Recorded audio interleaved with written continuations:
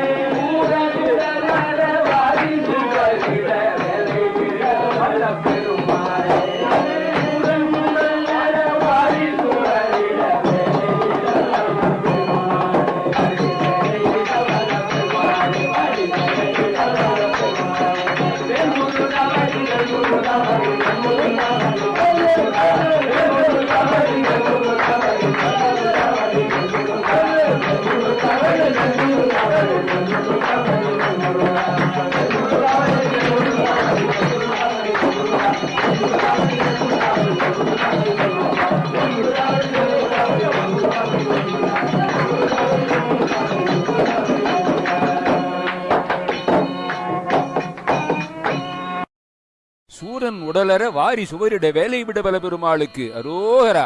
பாதிமதி நதி போதும் அணி சடைநாதரருடைய குமரேசா.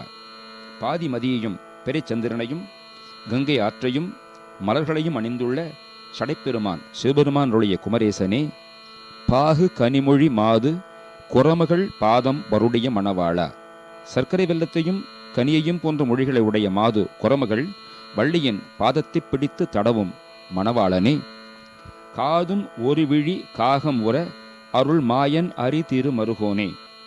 பிரிவு செய்யப்பட்ட ஒரு விழியை காக்காசுரன் என்னும் காகம் அடையும்படி அருளிய ஸ்ரீராமர் மாயவன் ஹரி திருமாலின் அழகிய மருகனே, காலன் என்னை அணுகாமல் உனதிரு காலில் வழிபட அருள்வாயே.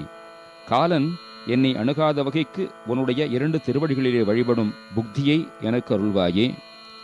ஆதி அயனோடு தேவர் சுரர் உலகாளும் வகையுறு சிறை மீளா.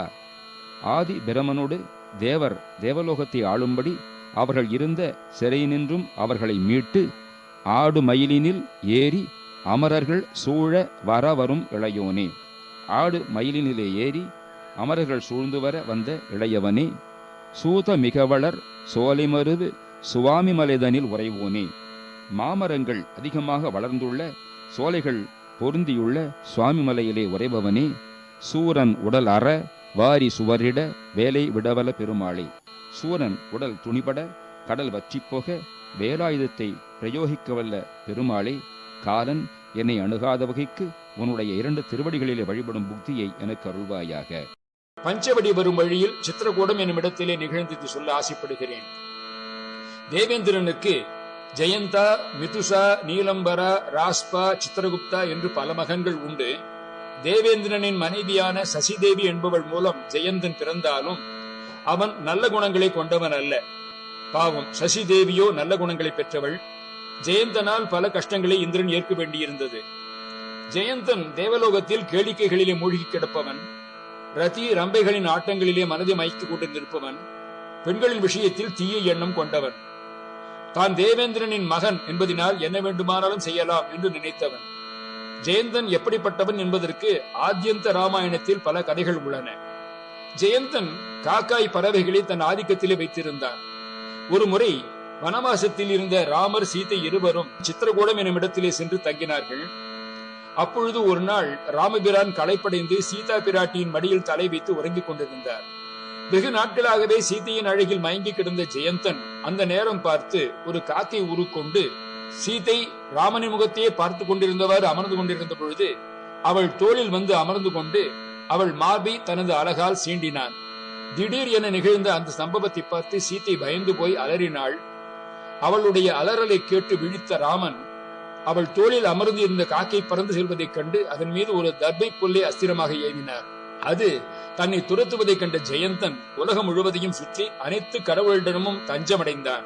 ஆனால் அவனை யாருமே ஏற்றுக்கொள்ள தயாராக இல்லை. ஓடினான் ஓடினான், ஓடிக்கொண்டே இருந்தான். அஸ்திரமும் அவனை விடாமல் துரத்தி கொண்டு செல்ல அவன் மும்மூர்த்திகளிடம் சென்று சரணடைந்தான். ஆனால் அவர்களும் அவன் செய்த பாவச் செயலை மன்னிக்க தயாராக இல்லை என்பதனால் வேறு வழியின்றி அவன் மீண்டும் வந்து ராமரின் பாதங்களில் விழுந்து தன்னை மன்னித்து விடுமாறு கதறுகிறார். ஆனால் ராமரோ தான் ஒரு முறை தீமையை அழிக்கும் காரணத்துக்காக ஏவி அஸ்திரத்தை திரும்ப பெற முடியாது என்பதால் அந்த அஸ்திரத்தை அவனுடைய ஒரு கண்ணை குத்தி எடுத்து விட்டு திரும்ப வருமாறு கூற அவன் தனது வலது கண்ணை இழந்தான். அதனால்தான் அது முதல் தீயதை தமது உருவில் இருந்து செய்த அவனை விட்டு காக்காய் பறவைகள் விலகி அவன் ஆதிக்கத்திலிருந்து விடுபட்டன. அவை ஒரு கண்ணால் பார்க்கின்றது என்பார்கள். அது முதல் தீமைகளுக்கும் தண்டனை தரும் சனி பகவானின் வாகனமாக காக்காய் மாறியதாம். இந்த நிகழ்வைத்தான் தற்பொழுது கேட்ட பாதிமதி நதி எனும் பாடலில் காதும்பொரு விழி காகம்பூர அருள் மாயன் ஹரி திரு மருகோனே என்கிறார் அருணகிரி பெருமான். லக்ஷ்மணன் ராமனை தேடிச் சென்ற வேளையில் ராவணன் துறவி கோலத்தில் சீதையின் குடிலை அடைந்து யாசகம் கேட்ட பொழுது சீதை லக்ஷ்மணன் வரைந்த கோட்டை தாண்டி பிச்சையிட வந்த பொழுது ராவணன் சீதையை பர்ணசாலையோடு கவர்ந்து வான்வெளியில் சென்றான் என்று ஒரு செய்தியும் உண்டு. இந்நிகழ்வை கண்ட ஜடாயு பறவை சீதையை காப்பாற்ற ராவணனுடன் போரிட்டதால் மூர்ச்சையடைந்து தரையில் வீழ்ந்தது என்பதை சென்ற பதிவில் பார்த்தோம். இதை கம்பர் பாடலில் பார்ப்போம். வடுக்கண் வார்கூந்தலாளை ராவணன் மண்ணினோடும் எடுத்தனன் ஏகுவானை எதிர்ந்து எனது ஆற்றல் கொண்டு தடுத்தனன் ஆவது எல்லாம் தபத்து அனன் தந்த வாளால் படுத்தனன் இங்கு வீழ்ந்தேன் இது இன்று பட்டது என்றான். ஜடாயுவை நினைத்து மிகவும் வருந்துகிறாள் என்பதை கம்பர் சொல்லுகிறார்.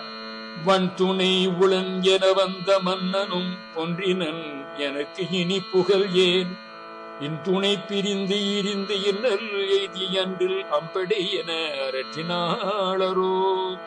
லக்ஷ்மணன் சீதையை தனியே விட்டு வந்தோமே என்று வருத்தம், ராமனை காணவில்லையே என்று வருத்தம், இரண்டிலுமே அகப்பட்டு துடித்தான். ராமனை கண்டான், அளவிலா மகிழ்ச்சி கொண்டான். ராமன் தன் தம்பியை அன்பால் தழுவிக் கொண்டார். நீ ஏன் இங்கு வந்தாய் என கேட்டார் ராமர். லக்ஷ்மணன் நடந்ததை சொன்னான். தான் அங்கு வரவில்லை என்றால் சீதை நெருப்பிலே விழுந்து இறந்தெடுப்பாள் என்பதை விளக்கினான். லக்ஷ்மணன் தடுத்தும் தான் மான் பின் சென்றது தவறு என்பதை ராமர் ஒப்புக்கொண்டு அதற்காக வருந்தினார். விரைவிலே பர்ணசாலை திரும்புதல் வேண்டும் என்று கூறி இருவரும் வேகமாக நடந்தார்கள். பர்ணசாலை அடைந்தார்கள். பஞ்சவடியிலே சீதையை காணவில்லை. தேடி வைத்த செல்வம் வைத்த இடத்திலே இல்லாவிட்டால் எத்தகைய துன்பம் அடைவார்களோ அத்தகைய துன்பத்தை ராமன் அடைந்தார். மனம் சுழன்றது. உலகமே சுழன் திருவதி போல அவனுக்கு காணப்பட்டது. கோபத்தால் கண்கள் சிவந்தன. தர்மத்தின் மீதும் சீதையை காக்காத தேவர்களின் மீதும் கோபம் பாய்ந்தது.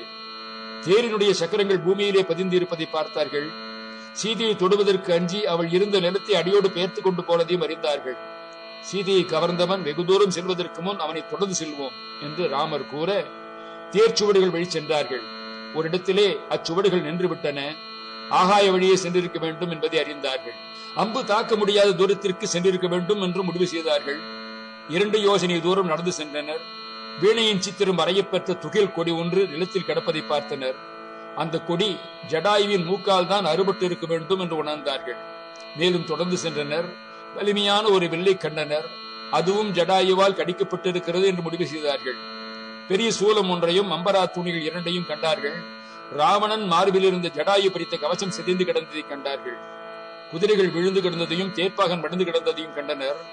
தோளில் அணியும் ஆபரணங்களையும் கவச குண்டலங்களையும் மணிகள் பதித்த முகங்களையும் கண்டார்கள். ஜடாயுடன் போரிட்டவன் சிங்கம் போன்ற ஆற்றல் பெற்றவனாக இருக்க வேண்டும் என்று கணித்தனர். கடலில் மத்தாக வைக்கப்பட்ட மந்தனவலையைப் போல ரத்த வெள்ளத்திலே ராமன் ஜடாயுவை பார்த்தார். அவர் மீது ராமன் விழுந்து கதறி அழுகிறார். தந்தையை நாட்டில் இழந்தேன், மற்றொரு தந்தையில் காட்டில் இழந்தேன். என்னை போல் அபாகியவான் வேறு யாரும் இருக்க முடியாது. சீதைக்கும் உனக்கும் நேர்ந்த தீமைகளை தடுக்க முடியாத நான் உயிர் வாழ்ந்து என்ன பயன்? என்னை போல அபாகியவான் வேறு யாரும் இருக்க முடியாது என்று ராமர் கதறுகிறார். சீதைக்கும் உனக்கும் நேர்ந்த தீமைகளை தடுக்க முடியாத நான் உயிர் வாழ்ந்து என்ன பயன்? தபசிகளின் வேண்டுகோளை ஏற்று அரக்கரை அழிப்பதாக வாக்குறுதி அளித்தேன். அதனால் தான் வாழ்கிறேன். உன்னை கொன்ற பகைவன் உயிரோடு இருக்கிறான் என்று தெரிந்தும் போர் மேற்கொள்ளாமல் இங்கே மரம் போல் நின்றேன் என்று கூறி கதறுகிறார் ராமர். ஜடாயு இறக்கவில்லை. ஓரளவு உணர்ச்சி இருந்ததை அறிந்தார்கள். சீதையை ராவணன் வலிதில் கடத்தி சென்றான் என்று ஜடாயு கூறினார். மலரணிந்த வார்கூந்தலாளி ராவணன் மண்ணினோடும் எடுத்தான். ஏகுவானை எதிர்த்து நின்று ஆற்றல் கொண்டு தடுத்தனன். என்ன செய்வது? சங்கரன் தந்த வாளால் என் சிறுகளை வெட்டினான். இங்கு விழுந்து கிடக்கிறேன். இது இங்கு நடந்தது என்றார். ராமன் சினமும் சீற்றமும் கொண்டு சீதையை கடத்திய கொடுமையின் எங்கே சென்றார் என்று கேட்க அவனால் விடை கூற முடியவில்லை. மூச்சு அடங்கியது. தம்பி, நம் தந்தைக்கு நாம் செய்ய வேண்டிய இறுதி கடன்களை செய்வோம் என்றார் ராமர். விறகுகள் கொண்டு வந்து தீமூட்டி ஜடாயுவை கிடத்தி ராமன் எரியூட்ட மற்றும் ஈமச்சடங்கள் அழைத்தும் செய்து முடித்தார்கள். ஸ்ரீராமர் ஜடாயுவிற்கு நீர்க்கடன் செய்ய ஜடாயு மோட்சமடைகிறார் என்னும் கம்பர் பாடலை பார்ப்போம். மீட்டு இனி உரைப்பது என்னே விரிஞ்சனே முதல மேல் கீழ் காட்டிய உயிர்கள் எல்லாம் அருந்தின கழித்த போலாம் பூட்டிய கைகளால் அப்புள்ளினுக்கு அரசை கொள்கை என்று ஊட்டிய நல் நீரையன் உண்ட நீர் ஒத்தது நன்றே. அடுத்த பதிவிலே தொடர்வோம். முருகாசரணம். குகராமார்ப்பணமஸ்து.